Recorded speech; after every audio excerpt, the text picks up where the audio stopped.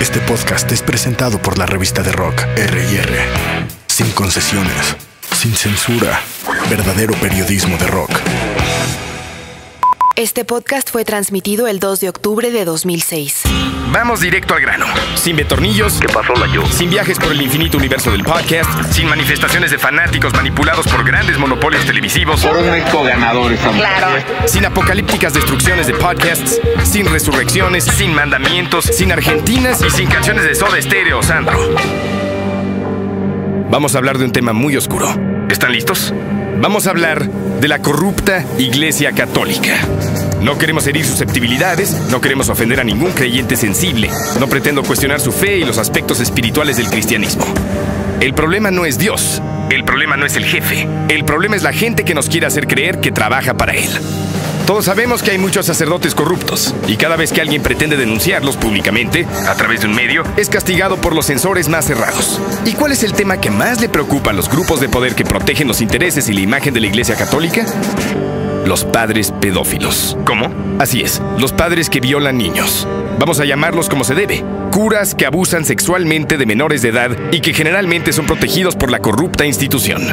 El famoso Padre Maciel, por ejemplo, el líder de los legionarios de Cristo que tanto han contaminado a la sociedad mexicana. Muchas señoras de la asquerosa alta sociedad, todas las señoras que aparecen en revistas como ¿Quién? ¡Se creen! Exhibiendo sus hipócritas caras ridículamente maquilladas y operadas, juzgando manifestaciones artísticas que van más allá de su comprensión y posando felices en los catálogos para secuestradores, se han hecho pendejas, sabiendo perfectamente todos los crímenes que sus organizaciones religiosas tratan de esconder. Como sacerdotes violando niños. La pedofilia se ha extendido geográfica y poblacionalmente. Ya no se limita únicamente al individuo clínicamente diagnosticado como pedófilo. Se extiende a otras muchas personas que distan de ser verdaderos desviados sexuales. Es una patología social que incluye a mucha gente. ¿Qué pasó, mi distinguido gobernador? Como empresarios y gobernantes y, obviamente, sacerdotes. Alfonso Arau me dice que tiene para ti un paquete por ahí que quiere presentar. Más que la manifestación de una desviación sexual aislada, la práctica pedófila es un fenómeno que refleja la hipocresía moral de la sociedad. Esa hipocresía moral que tanto abunda en la sociedad mexicana. El concepto de pedofilia se deriva del idioma griego y significa originariamente amor por los niños. En la actualidad se considera la pedofilia como un trastorno sexual de índole clínica definido como la atracción sexual del adulto por niños de cualquier sexo. Evidentemente, la pedofilia como categoría clínica tiene un horizonte limitado y específico. El término pedofilia, en su sentido médico, designa al adulto que padece un trastorno de personalidad que muestra un interés sexual centrado expresamente en los niños que todavía no han llegado a la pubertad. La pedofilia ha sido erróneamente identificada con la pederastia, aunque obviamente podemos reconocer la existencia de una evidente cercanía conceptual entre los dos términos. Definimos la pederastia como las relaciones homosexuales con penetración entre varones, sinónimo de sodomía, y deducimos que la pederastia, como práctica homosexual masculina, puede implicar entre sus manifestaciones la relación entre hombres adultos y niños, con lo que aparece la variante pedófila de la pederastia, y es así como conectamos las dos categorías. Pero ¿qué pasa con el niño o niña que es abusado sexualmente? ¿Cómo le afecta? La mayor o menor gravedad de las secuelas que presenta un niño abusado sexualmente depende de varios factores, como el tipo de agresión, la severidad de la violencia o coacción usada, el grado de relación con el agresor, el desarrollo de la personalidad del niño, la reiteración o no del abuso, el apoyo familiar, etc. Los efectos nefastos pueden ser de varios tipos y adquieren varias clasificaciones. Por ejemplo, existen especialistas que dividen las secuelas del abuso sexual en secuelas físicas y secuelas psicológicas. Otros parten del criterio clasificatorio que viene de la duración de las consecuencias. Ellos fraccionan las mismas en dos grandes grupos con sus subdivisiones correspondientes y generalmente son conocidas como secuelas a largo plazo y secuelas a corto plazo. Hay varios efectos traumáticos. En el plano físico, se presentan los dolores corporales propios de las lesiones generadas en el transcurso del abuso sexual violento del niño, la posible transmisión de enfermedades venéreas, la adquisición del SIDA, los embarazos como subproducto del maltrato, etc. Los efectos psicológicos, por su parte, aunque no visibles, pertenecen al grupo de los más perdurables. Los trastornos mentales se manifiestan en los planos emocional, cognitivo y comportamental. Sin hacer distinción entre estos planos, se puede mencionar, por ejemplo, los estados ansiosos y depresivos, el desarrollo de fobias asociadas a determinados estímulos recordatorios del abuso sexual, problemas en la autovaloración, autoculpabilización, sentimientos de indefensión, etc. En el plano comportamental, manifiestan generalmente comportamientos agresivos, problemas de relación a partir de elementos hostiles hacia los demás, conductas sexuales promiscuas, etc. En definitiva, el abuso sexual genera en los niños un deterioro marcado de la autoimagen y la autoestima. Las víctimas magnifican su dolor y tragedia, percibiéndose a sí mismos como seres estigmatizados.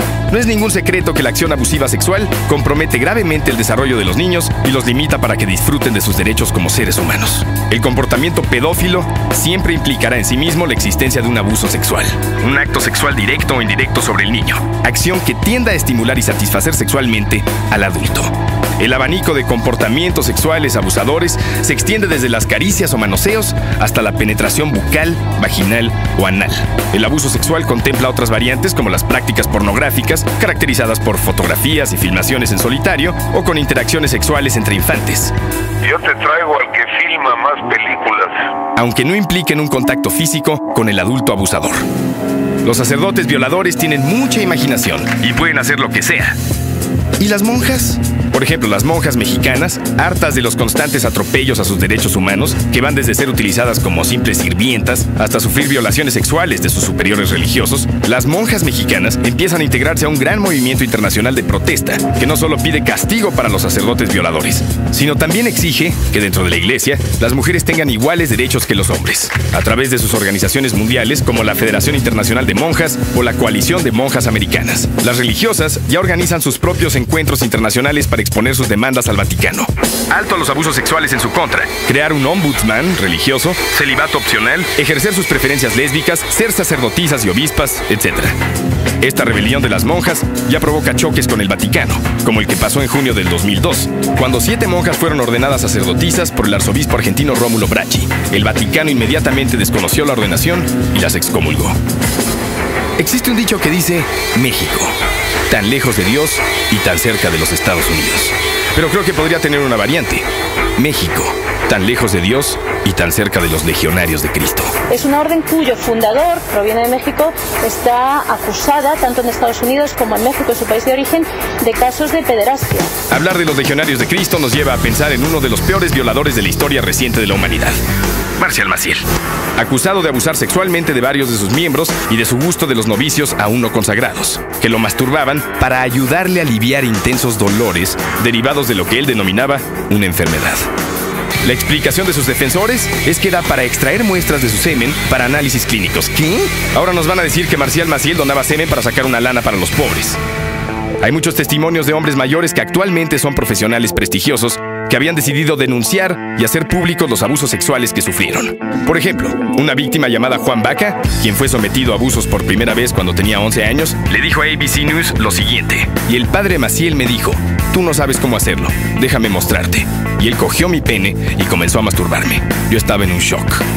Juan Baca ahora tiene 65 años de edad. Es profesor de psicología en el Mercy College en Dobbs Ferry, en Nueva York, y fue el anterior superior de la Legión de Cristo, y es uno de los 8 antiguos estudiantes, ahora sexagenarios, que firmaron juramentos presentados al Vaticano declarando que Maciel abusó sexualmente de ellos. ¿Y qué le ha pasado a Marcial Maciel? ¿Está cumpliendo una condena en la cárcel? Claro que no. Juan Baca también le dijo a ABC News que él fue instruido para llevar a otros niños desde sus cuartos al cuarto de Maciel. Baca dijo que Maciel tuvo diferentes chicos que visitaban su cuarto en diferentes noches. En algunas instancias, 2 fuimos juntos con él, yo mismo y otro.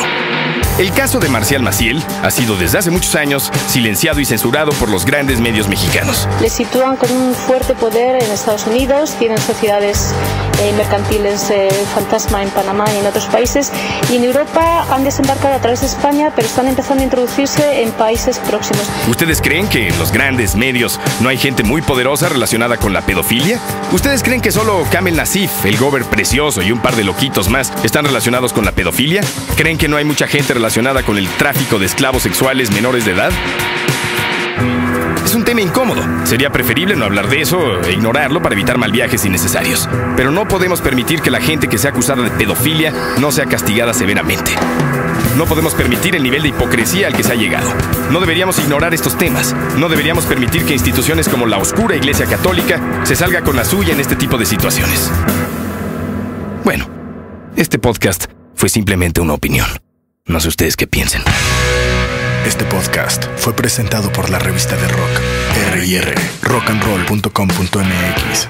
MySpace.com/La Revista de Rock.